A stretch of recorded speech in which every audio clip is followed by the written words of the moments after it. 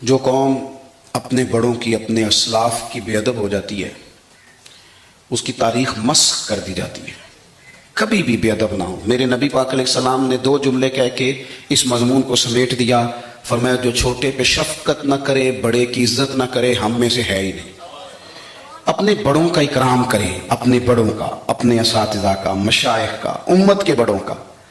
لوگوں کی زبانیں کھل گئی ہیں اولیاء اللہ کے بارے میں, لوگوں کی زبانیں کھل گئی ہیں ائمہ مجتہدین کے بارے میں, لوگوں کی زبانیں کھلی تو ذرا سی اوقات نہیں آدمی کی اور وہ حضور کے صحابہ پہ بات کرتا ہے.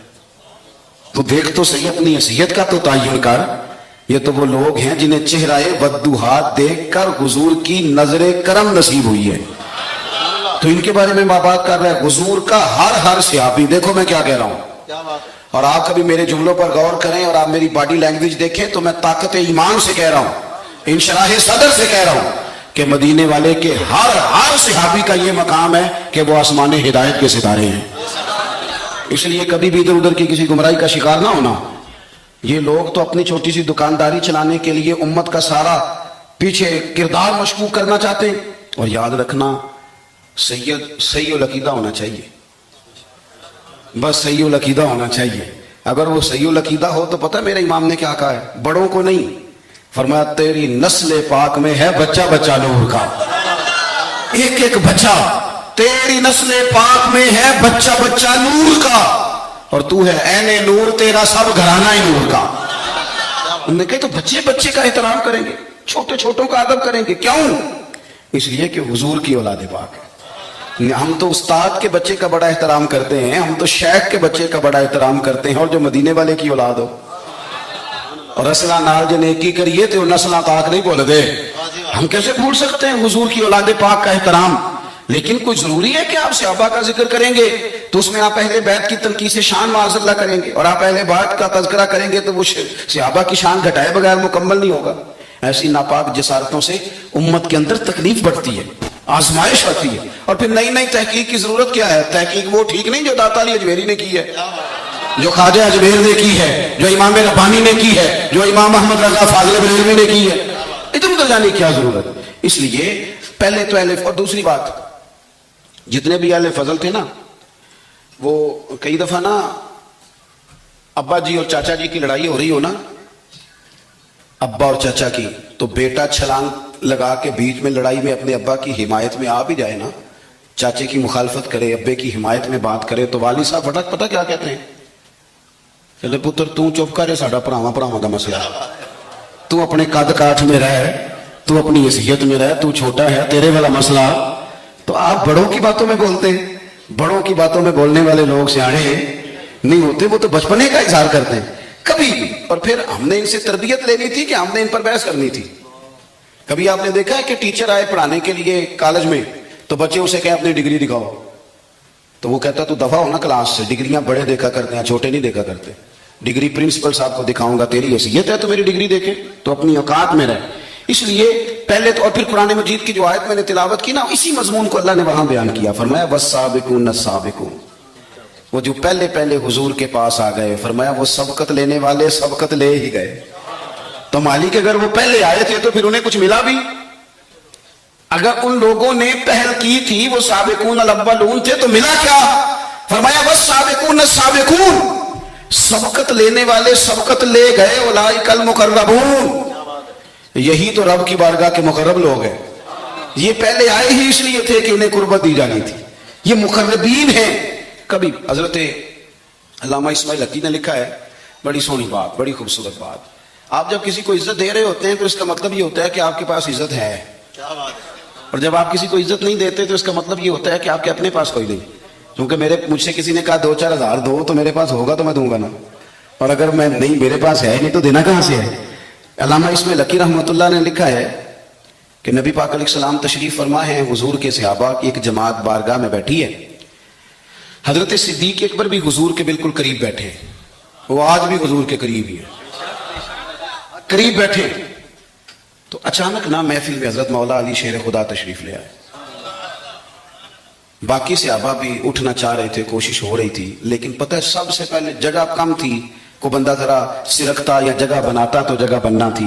باقی بھی اٹھنا چاہ رہے تھے, लेकिन सबसे पहले हजरत सिद्दीक अकबर उठे, हजरत मौला अली का बाजू पकड़ के थाम के हुजूर के करीब बिठाया, खुद जरा थोड़े से पीछे होके बैठ गए। अब बोला नहीं कोई, वहां लोग कम बातें करते थे, वहां लोग बोला है पाए नजर होश में आ, ये कुवे नबी है, आंखों से भी चलना यहाँ बेअदबी है, लबां ते मोहरां लगियां ते बोलन दी जाच भुल गई, उथे जुबाना ताई खोलन दी जाच भुल गई, ते जाके मदीने अथरू मेरे सवाल बन गए।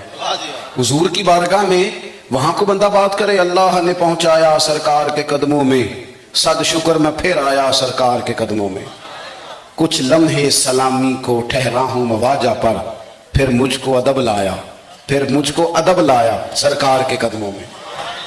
तो हजरत कोई किसी ने गुफ्तगू नहीं की, हजरत सिद्दीक अकबर ने बाजू थामा और ला करके ना हजरत मौला अली को हुजूर के करीब बिठाया और खुद साइड पर जाके बैठ गए, कोई बोला नहीं, बात नहीं की। तब हम तो बातें ज्यादा करते हैं ना, जाके साइड पे बैठ गए। और किसी ने क्या तबसरा करना था, ना किसी की जुर्रत थी, ना कोई करना चाहता था, ना कर सकता था। थोड़ी देर खामोशी रही, फिर मेरे करीम बोले और हुजूर बोल के फरमाने लगे, देखा तुमने अबू बकर ने क्या किया है। और फिर हुजूर फरमाने लगे, इज्जत वाला ही किसी की इज्जत को पहचान सकता है, फजल वाले ही अहले फजल को पहचाना करते हैं। मैं जिम्मेदारी से कहता हूं कि मौला अली की शान को अगर समझ सकते हैं तो अबू बकर सिद्दीक समझ सकते हैं, पर हजरत सिद्दीक अकबर का मकाम अगर कोई जान सकता है तो मौला अली ही जान सकते हैं। सादात किराम सरों का ताज होते हैं, बात सादात की बात बड़ी याद रह जाती है। मैंने डायरेक्ट तो नहीं सुना, मैंने अपने बुजुर्गों से सुना। खतीबुल इस्लाम हजरत पीर सैयद फैजुल हसन शाह साहब आलो महार शरीफ वाले, हजरत शाह साहब ने ज़ियारत की होगी तो हमने जी बार बार की फरमा रहे। तो शाह साहब सैयद थे, बहुत बड़ा खानदान था, उनके दादा को चरागे हिंद कहा जाता था। हजरत पीर चंदन शाह बड़े लोगों में से, अकाबरीन में से, सिलसिला नक्शबंदिया से उनका सिलसिला तरीकत था, चूरा शरीफ से। तो बड़ी बातें समझा के, इस मौजू पर बड़ी बातें करके एक बुजुर्ग फरमाने लगे, एक तकरीर में उन्होंने बात की तो मैं कई रातें रोता रहा कि यार इस तरह भी होता है। कहते वो तकरीर करते करते करते करते करते करते बोले और उनका अंदाज था, लहजा था, रोब था, दबदबा था, तनतना था, अपनी बात को समेटते हुए कहने लगे, चलो मैंने दलाइल तुम्हें दे दिए, अकली नकली बातें तुम तक पहुंचा दी, अब मेरी जाती बात भी सुनो। कहने लगे, मैं सैयद हूं, पुत्र हूं मौला अली का, पर मैं मुरीद हूं अबू बकर सिद्दीक का। मैं सैयदना अबू बकर सिद्दीक का मुरीद हूं। वो जिस बुजुर्ग ने मुझे बात बताई, उनका सालों से तदरीस से रिश्ता है। कहने लगे, एक सैयद के लहजे का वो हुस्न और गुफ्तगू का वो अंदाज। कहते मैं कई रातें रोता रहा, मैंने बड़ी चीजें पढ़ी थी इस उन्वान पर, वो हमाओ बैना हम के तहत बड़ा कुछ पढ़ा था, पर ये अंदाज, ये रंग, ये सच्चे लोगों का तरीका था, ध्यानदार लोगों का तरीका था। उन्होंने अपने ज़ौक़ के ज़रिए से हमेशा कौम पर मुस्बत असरात छोड़े। अल्लाह हमें समझ अता फरमाए। तो एक तो कभी भी अहले फजल की इज्जत में कभी भी कमी ना। आज हम जिक्र कर रहे हैं ना इमाम हुसैन का, इमाम हुसैन रज़ी अल्लाह तआला अन्हु, मेरे जैसे बंदे की तो जुबान नहीं इस काबिल नहीं कि उनका नाम ले सके। कहाँ सैयदना इमाम हसन और कहाँ सैयदना इमाम हुसैन और कहाँ हम लोग, हमारी हैसियत है। हम तो, ये तो वो लोग हैं जिनका नाम जरिया निजात है, जिनका तज़किरा जरिया निजात है। इन लोगों के साथ जब से ये बहस मुआशरे में बढ़ी है ना, जब से लोगों ने शुकूक बढ़ा दी, आप यकीन करें सहाबा और अहले बैत के साथ जो वारफ्तगी थी ना लोगों की, वो जो ज़ौक़ था, किसी का भी नाम आता था तो लोग मचल जाते थे। अब तो किसी एक का जिक्र शुरू करते हैं तो कानों में खारिश शुरू हो जाती है, लोगों को परेशानी होने लगती है, फिर फलाने का तज़किरा होने लगा। भाई आप क्यों परेशान हो रहे हैं? ये सारे उसी दरियाए मोहब्बत की नहरें हैं जिसको मदीने वाले महबूब ने अपने दस्ते मुबारक से चलाया है। आप क्यों ये काम करते हैं? क्यों इंतशार का सबब बनते हैं? न करें, नहीं आपकी मेहरबानी, अल्लाह को सलाम। सबको एक जैसी गर्मी लग रही है, वैसे तकरीर करने वाले को थोड़ी सी ज्यादा लगती है बाकी। हाँ, लेकिन ये कि मैं, क्योंकि बहुत सारे लोग बैठे हैं तो ये मुनासिब नहीं लगता मुझे बात करने दे। अल्लाह को इसका अजर दे अच्छे इरादे और अच्छी नीयत पर। आप गौर करेंगे मेरी बात पर। हजरत इमाम हुसैन रज़ी अल्लाह तआला अन्हु, ये हुजूर की औलाद पाक हैं। पैरों को ना थोड़ी मिट्टी लग गई, उम्र जवानी की थी, दाढ़ी मुबारक सारी स्याह थी, काली थी। हजरत अबू हुरैरा इनसे सालों बड़े थे, अमीरुल मोमिनीन फिल हदीस। हजरत अबू हुरैरा ने देखा कि इमाम हुसैन के मुकद्दस कदमों को मिट्टी लग गई। किसी से भी कहा जा सकता था जरा इमाम साहब की तवज्जो कराना, ये जरा मिट्टी उतार देना, लेकिन हजरत अबू हुरैरा झट से उठे, अपनी पगड़ी खोली, اس کا پلو لیا اور حضرت امام حسین کے پیروں سے مٹی صاف کرنی شروع کر دی. کیوں؟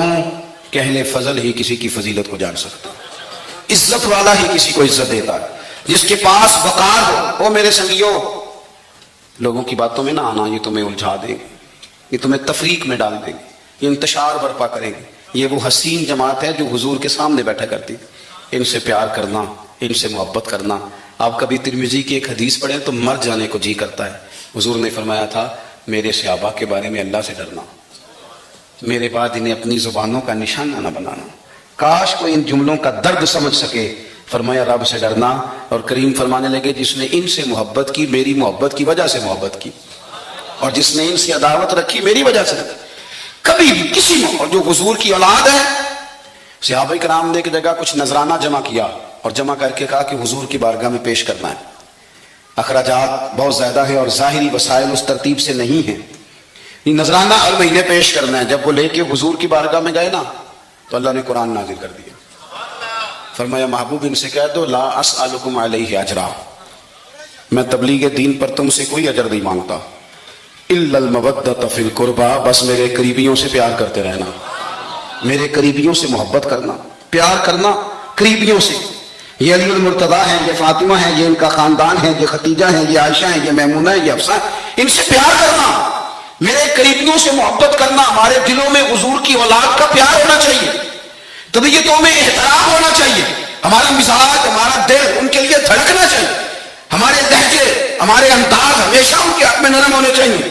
میں کہہ چکا ہوں سید کا صرف عقیدہ ٹھیک ہونا شرط ہے, باقی آپ تحقیق اور تفتیش میں نہ پڑے, وہ جانے رب جانے.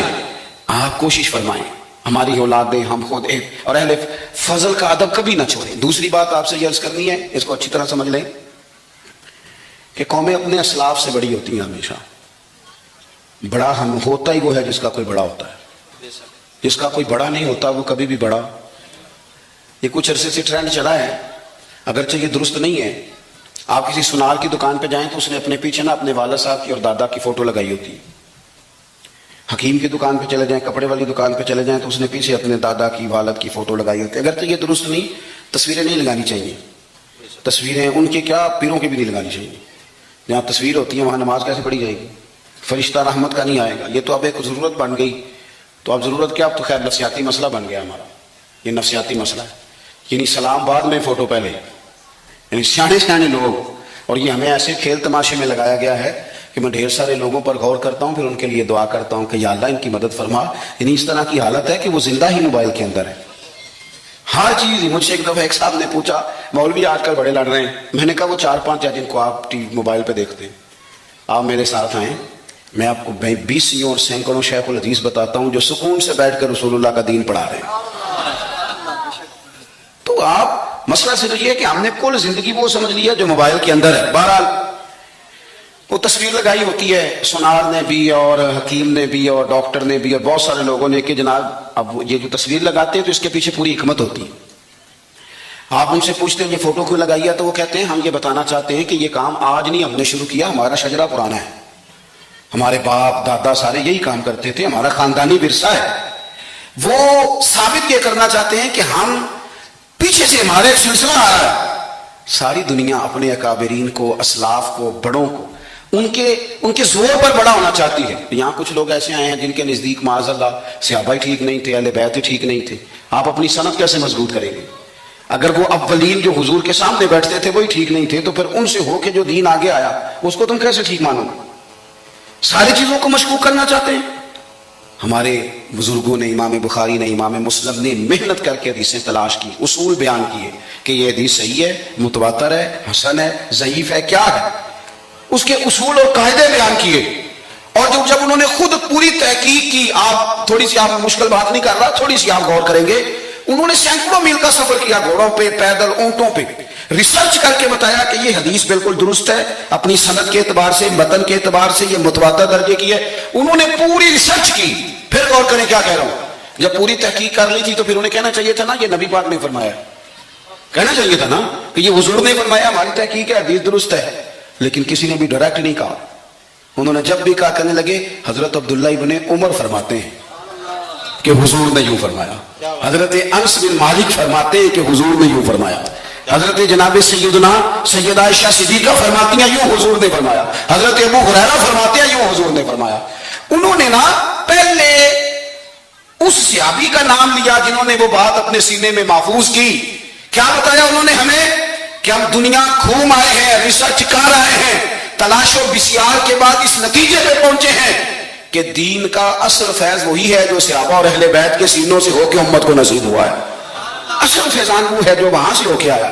تو ایک بات تو یہ کہ اہل فضل کی عظمت، اور دوسری بات کہ اپنے اکابرین کے ساتھ جوڑ کے رہنا، اور تیسری بات حضرت سیدنا امام حسین، حضرت امام حسن رضی اللہ تعالی عنہما، ان دو شہزادوں سے نا نبی پاک صلی اللہ علیہ وسلم نے جو محبت فرمائی ہے نا وہ بھی بڑی قابل دید ہے۔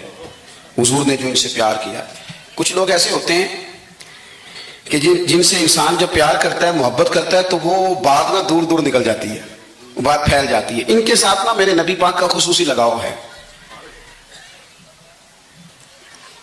اس کا مطلب یہ نہیں کہ ہر نانا ہی اپنے نواسے سے پیار کرتا ہے، یہ معنی نہیں۔ رسول پاک علیہ السلام جو کام بھی کرتے ہیں اللہ کی وحی کے ساتھ کرتے ہیں۔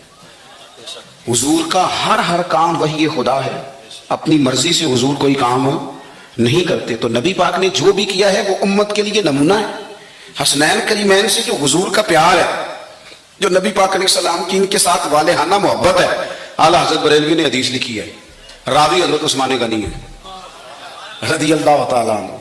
حضور سید عالم صلی اللہ تعالیٰ علیہ وآلہ وسلم نے نا گھر میں پیغام بھیجا، فرمایا فاطمہ سے کہو ذرا حسن حسین کو تو بھیجے۔ یہ سارا دن ہی حضور کے پاس رہتے ہیں، سارا دن ہی، لیکن وہ جو والہانہ پن ہے، جو محبت ہے، جو ان کے ساتھ محبوب کا خاص لگاؤ ہے، سیدہ سے کہو ذرا شہزادوں کو بھیجے، تھوڑی سی دیر ہو گئی آنے میں۔ اعلیٰ حضرت فرماتے ہیں یوں لگتا جیسے سیدہ فاطمہ کپڑے نہیں وہاں بدلنے لگتی بچوں کے، خوشبو نہیں لگانے لگتی، تھوڑی تیاری میں دیر ہو گئی تو محبوب نے نظریں جمائی ہیں اس حجرے کی طرف جہاں سے امام حسن اور حسین نے آنا ہے۔ رحمت کی عجب ہی جھمیلے ہیں، حسنین یہاں پر کھیلے ہیں۔ تو دونوں شہزادوں جب دروازہ کھلا تو حضرت عثمان غنی کہتے ہیں بچے جب نکلے نا دونوں، تو یہ کوئی 10 15 50 100 میل دور سے تھوڑی آ رہے ہیں، تو یہی رہتے ہیں محبوب کے قرب خاص میں، انہیں سایہ کرم ہر وقت نصیب ہے۔ لیکن نبی کریم علیہ السلام کا جو والہانہ پن ہے، جو ان کے ساتھ حضور کا رشتہ محبت ہے، جیسے ہی دونوں شہزادے آئے، حضرت عثمان غنی فرماتے ہیں محبوب نے مقدس گھٹنے زمین پہ رکھ دیے اور دونوں بازو کھول دیے۔ ایک شہزادہ اس سینے سے لگ گیا اس کندھے سے، ایک اس کندھے سے لگ گیا۔ اور پہلے بھی حضور پیار کرتے تھے، پر آج تو رخ ہی بدل گیا بات کا۔ اللہ کے پیارے حبیب علیہ الصلوۃ والسلام فرمانے لگے اے اللہ، یہ دونوں شہزادے کندھے سے لگے ہوئے، حضور فرمانے لگے اے اللہ میں ان دونوں سے محبت کرتا ہوں، تو بھی ان سے محبت فرما۔ اور کہا اے اللہ جو جو میرے حسن حسین سے محبت کرے تو ان سب سے محبت فرما، تو ان سب سے پیار کر جو میرے حسنین سے پیار کرے۔ اللہ کے پیارے محبوب علیہ السلام کی محبت جب حضور کو، بھائی جس چیز کی طرف محبوب نے ایک دفعہ دیکھا ہے نا، وہ غار ثور میں حضور ایک دفعہ گئے، 3 دن قیام کیا، ایک دفعہ گئے، تو ہمارا تو کئی بار جانے کو دل کرتا ہے۔ جہاں حضور تھوڑی دیر قیام فرمائیں اس جگہ سے پیار ہو جاتا ہے۔ اور جن شہزادوں سے حضور اس والہانہ انداز میں پیار کریں، ان کی محبت، ان کا پیار ہمارے دلوں میں ہونا چاہیے، اور کچھ نہ ہمارے جذبات ہونے چاہیے، کچھ ہمارے جذبات میں والہانہ پن ہونا چاہیے ان شہزادوں کے لیے۔